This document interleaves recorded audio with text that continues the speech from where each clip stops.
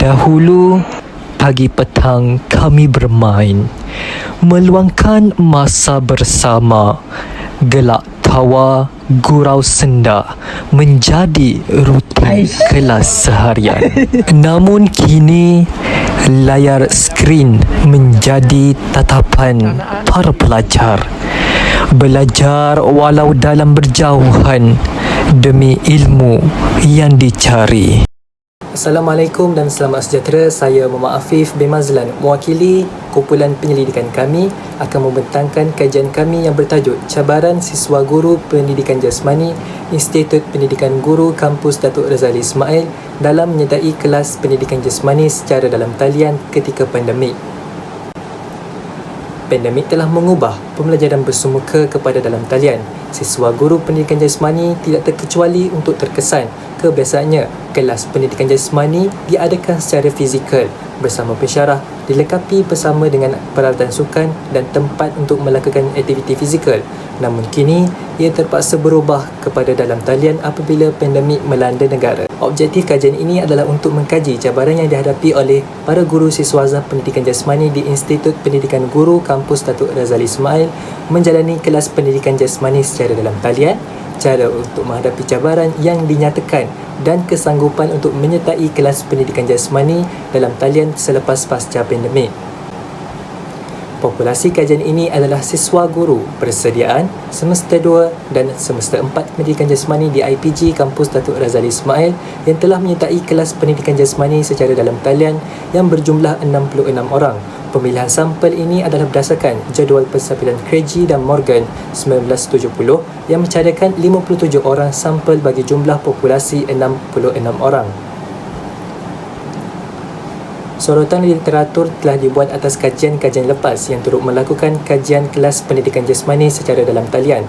Kajian oleh Lu 2020 terhadap pelajar pendidikan jasmani di China, kajian Yu dan Ji 2021 di Korea, kajian Hergener, Yaman dan Domes dan lain-lain 2021 di Turki, dan kajian Varia, Gonzalez, Calvo dan Garcia Monch 2020 terhadap siswa guru pendidikan jasmani di Sepanyol mendapati majoriti pelajar kurang ataupun belum bersedia untuk menghadapi pembelajaran pendidikan jasmani secara dalam talian, dan pembelajaran dalam talian memberi kesan kepada mereka daripada segi keyakinan siswa guru dan mengakibatkan mereka untuk mengalami kurang pengalaman pengajaran bersemuka. Menurut Mercier, Centello dan Erwin dan lain-lain 2021 dan O'Brien, Adamakis dan lain-lain 2020 dalam kajian kepada guru pendidikan jasmani di Amerika Syarikat juga mendapati pembelajaran subjek ini dalam talian kurang berkesan bagi mereka yang berada di luar bandar kerana mengalami masalah untuk mengakses dan menggunakan teknologi. Willianto 2020 dalam kajiannya terhadap pelajar pendidikan jasmani di Indonesia dan kajian Akalin dan Gumus 2020 di Turki menyatakan pembelajaran dalam talian ini adalah sukar kerana kekurangan fasiliti dan menyebabkan pelajar tidak bermotivasi untuk meneruskan pembelajaran. Keadaan persekitaran yang tidak sesuai untuk melakukan aktiviti fizikal juga menyebabkan kesukaran pembelajaran secara dalam talian. Kajian ini menggunakan teknik kuantitatif dan kualitatif. Data kuantitatif mengumpul dapatan demografi responden, menjawab objektif kajian dan dianalisis menggunakan peisian Statistical Package for Social Science SPSS versi 26. Manakala data kualitatif menyangkut dapatan tinjauan dan dianalisis secara pengangkutan bertema. Statistik demografi menunjukkan 57 orang siswa guru pendidikan jasmani di IPG Kampus Datuk Razali Ismail telah menjadi responden dalam kajian ini, iaitu 34 orang bersamaan 59.6% merupakan siswa guru lelaki dan 23 orang bersamaan 40.4% merupakan siswa guru wanita. Bagi menginterpretasi min dapatan kuantitatif, jadual interpretasi seperti berikut digunakan, iaitu rendah 0.00 sehingga 1.66, sederhana iaitu 1.67 sehingga 3.33 dan tinggi iaitu 3.34 sehingga 5.00. Itu adalah merupakan rumusan min cabaran yang dihadapi oleh responden. Bagi keupayaan untuk mendapatkan capaian internet, min adalah sederhana iaitu 3.05. Ini bermakna capaian internet responden memuaskan sepanjang pembelajaran dalam talian. Namun demikian, data kualitatif menunjukkan terdapat responden mengalami capaian internet yang perlahan dan menyukarkan untuk melakukan sebarang perbincangan, menghantar video dan juga akan menjejaskan sesi pembelajaran dalam talian. Dari sudut kefahaman untuk memahami kandungan, min adalah sederhana iaitu 3.21.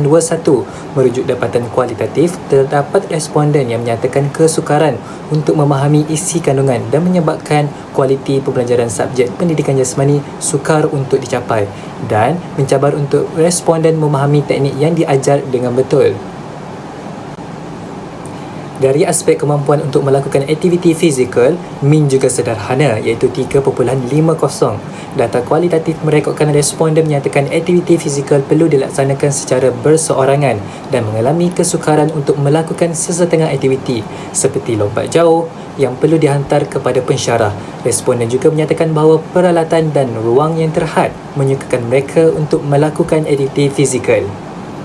Dari segi sokongan pensyarah, nilai min adalah sederhana iaitu 2.63. Sebilangan responden menyatakan pembelajaran dalam talian ini telah membataskan peluang mereka untuk berkomunikasi secara terus dengan pensyarah.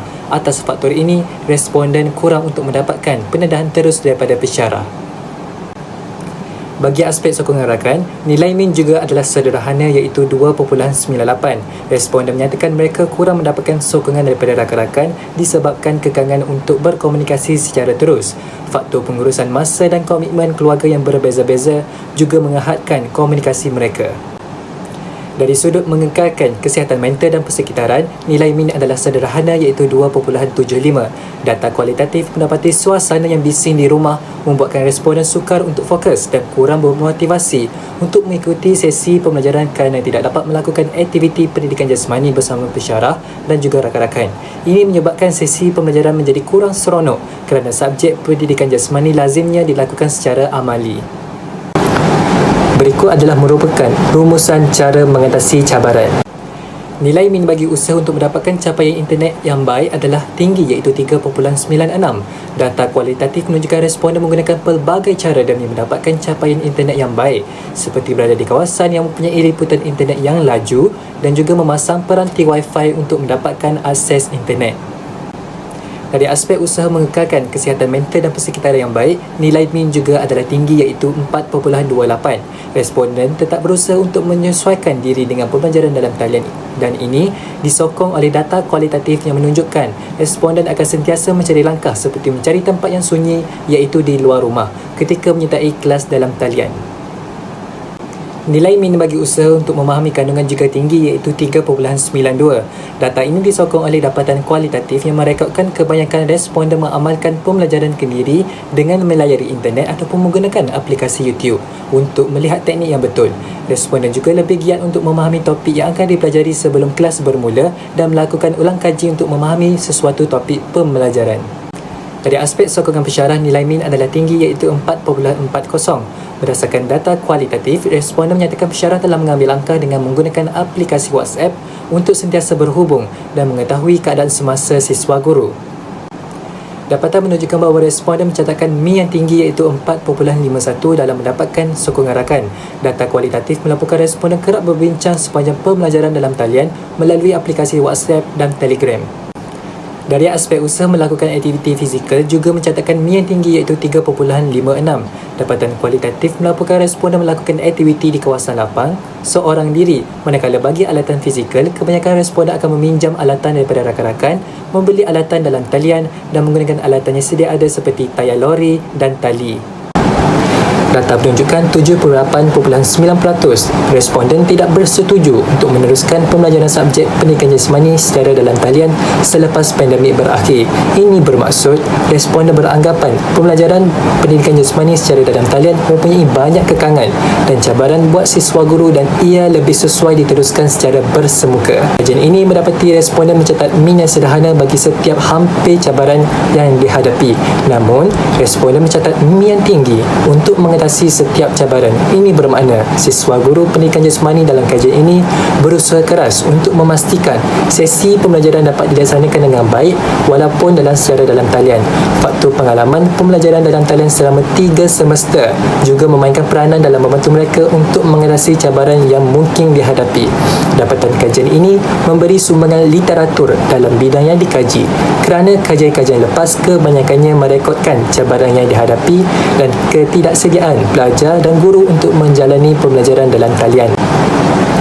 Kajian masa depan boleh dibuat dengan mengkaji populasi siswa guru pendidikan jasmani yang lebih besar di peringkat IPGM ataupun mengambil pensyarah pendidikan jasmani sebagai responden dalam mengenal pasti cabaran yang dihadapi sepanjang menjalankan pembelajaran dalam talian. Itu memandangkan subjek pendidikan jasmani memerlukan pelajar untuk melakukan aktiviti fizikal dan sekiranya pandemik ini berterusan adalah wajar sekiranya satu modul ataupun video diwujudkan sebagai pemudah cara pembelajaran. Dapatan ini juga boleh memberi makluman kepada pihak berwajib agar menaik tarafkan capaian internet negara dan infrastruktur agar semua pelajar mampu untuk mendapatkan pendidikan yang sama rata dan sewajarnya. Sekian, terima kasih.